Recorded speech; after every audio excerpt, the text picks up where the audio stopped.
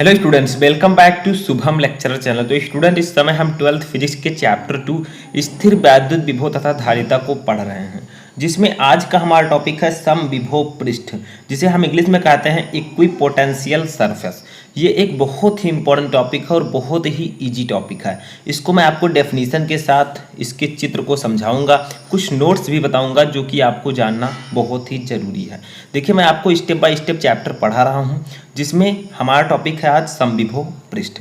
तो देखिए होता क्या है, समविभव पृष्ठ नाम से क्या पता चल रहा है, समविभव यानी कि समान विभव वाला पृष्ठ। ठीक है, देखिए इसका डेफिनेशन बहुत ही सिंपल है। किसी वैद्युत क्षेत्र में खींचा गया वह पृष्ठ जिस पर स्थित सभी बिंदुओं पर वैद्युत विभव बराबर हो, समविभव पृष्ठ कहलाता है। देखिए, किसी वैद्युत क्षेत्र में खींचा गया एक ऐसा पृष्ठ जिस पर स्थित सभी बिंदुओं पर वैद्युत विभव बराबर हो या समान हो, वो समविभव पृष्ठ कहलाता है। तो देखिए, आप इस टॉपिक के नाम से ही इसका डेफिनेशन लिख सकते हैं। ठीक है, यानी कि समविभव पृष्ठ का मतलब जिसके सभी बिंदुओं पर विद्युत विभव समान हो या बराबर हो।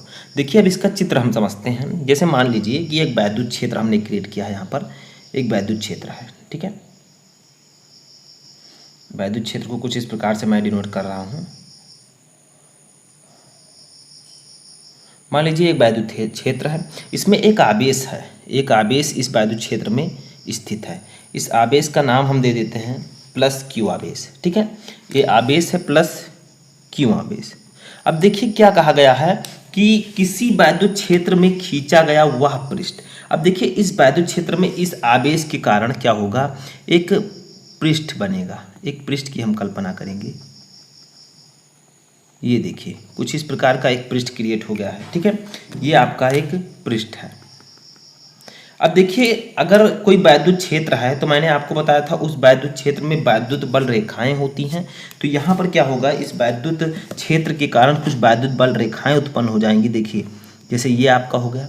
ठीक है, आपका ये हो गया एक इस तरह से होगा। तो ऐसे कुछ वैद्युत बल रेखाएं क्रिएट होंगी। ये मैं आपको पहले भी बता चुका हूँ।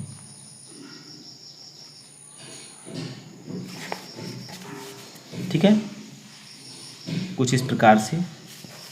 तो मैं पहले चित्र को बना देता हूँ।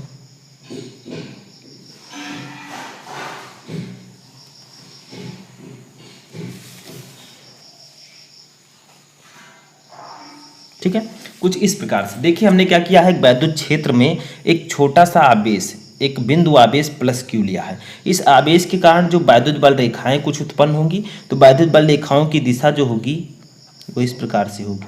ठीक है, अब यहाँ पर एक पृष्ठ की कल्पना की गई है। देखिए, यहाँ पर ये पृष्ठ है, एक गोलीय पृष्ठ। इसी को हम कहते हैं समविभव पृष्ठ, क्योंकि इसके प्रत्येक बिंदु पर जो वैद्युत विभव है वो समान है। ठीक है, इस बिंदु पर जितना वैद्युत विभव होगा उतना ही इस बिंदु पर होगा, उतना ही इस बिंदु पर होगा। तो इसी को हम कहेंगे समविभव पृष्ठ। तो देखिए क्या किया है, हमने एक बिंदु आवेश प्लस क्यू लिया है। इस आवेश से चलने वाली वैद्युत बल रेखाएं हमने खींची हैं। ठीक है, बिंदु आवेश को केंद्र मानकर एक गोलीय पृष्ठ हमने लिया है। इस गोलीय पृष्ठ के प्रत्येक बिंदु पर जो वैद्युत विभव होगा, जितना विभव यहाँ पर होगा उतना विभव यहाँ पर होगा, उतना ही विभव यहाँ पर होगा। तो इस गोलीय पृष्ठ के प्रत्येक बिंदु पर जो विभव होगा वो समान होगा। ठीक है, आवेश से समान दूरी पर होने के कारण समान वैद्युत विभव पर होगा।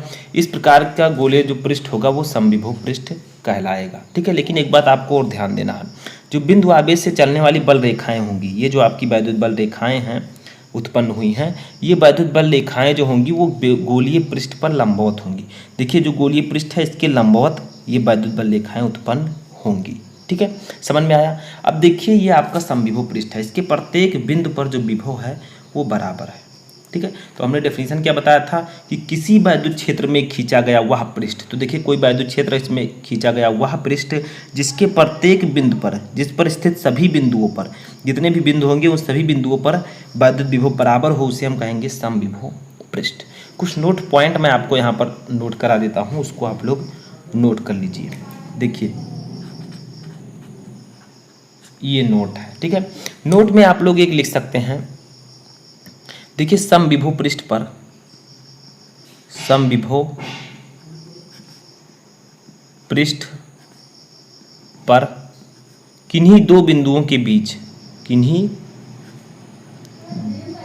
दो बिंदुओं के बीच वैद्युत विभवांतर शून्य होता है। ठीक है, वैद्युत विभवांतर शून्य होता है, शून्य होता है। ठीक है, जैसे यहाँ पर कहा गया है कि समविभव पृष्ठ पर किन्हीं दो बिंदुओं के बीच वैद्युत विभवांतर शून्य होता है।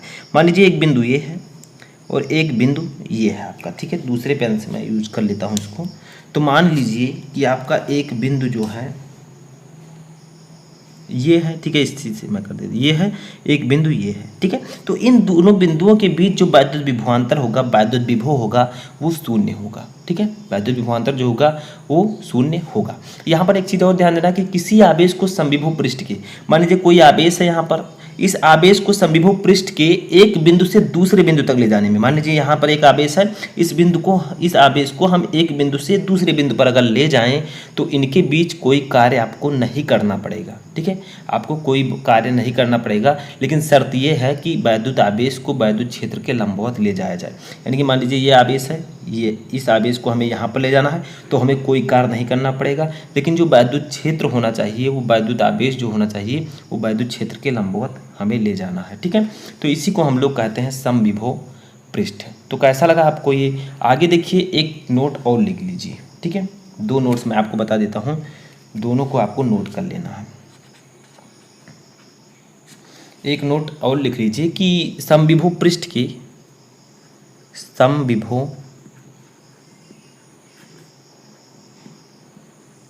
पृष्ठ के प्रत्येक बिंदु पर, प्रत्येक बिंदु पर बल रेखाएं, बल रेखाएं पृष्ठ के लंबवत होती हैं। ठीक है, यानी कि क्या कहा गया है कि जो समविभव पृष्ठ है उसके प्रत्येक बिंदु पर जो वैद्युत बल रेखाएं हैं वो पृष्ठ के लंबवत होती हैं। तो देखिए यहाँ पर क्या कहा गया है, ये एक समविभव पृष्ठ है जो कि गोलीय पृष्ठ है। ठीक है, इसके प्रत्येक बिंदु पर, मान लीजिए इसके इस बिंदु पर या इस बिंदु पर या इस बिंदु पर जो बल रेखाएं होंगी वो क्या होंगी, इस समविभव पृष्ठ के लंबवत होंगी। इस पृष्ठ के लंबवत ही ये बल रेखाएं जो हैं निकलेंगी। ठीक है, तो वही नोट पॉइंट में कहा गया है कि जो समविभव पृष्ठ के प्रत्येक बिंदु पर वैद्युत बल रेखाएं पृष्ठ के लंबवत होती हैं। दो नोट पॉइंट मैंने आपको बताया, समविभव पृष्ठ के डेफिनेशन को आपको मैंने फिगर के साथ समझाया। तो कैसा लगा आपको ये वीडियो कमेंट बॉक्स में बताएं, और आगे की तैयारी आप लोग करते रहिए। मैं जल्द ही नए टॉपिक के साथ आऊँगा।